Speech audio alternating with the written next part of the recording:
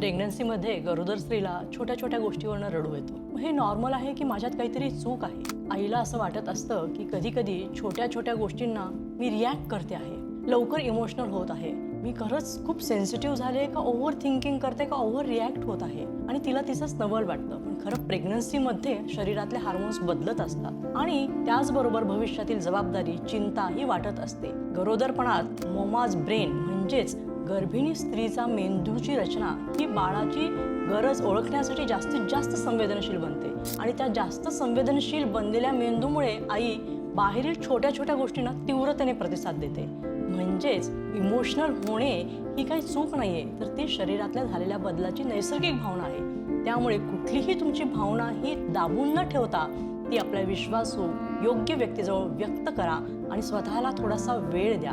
अशाच माहितीपूर्ण गर्भसंस्कार विषयासाठी तुम्ही आमच्या पेजला फॉलो करा.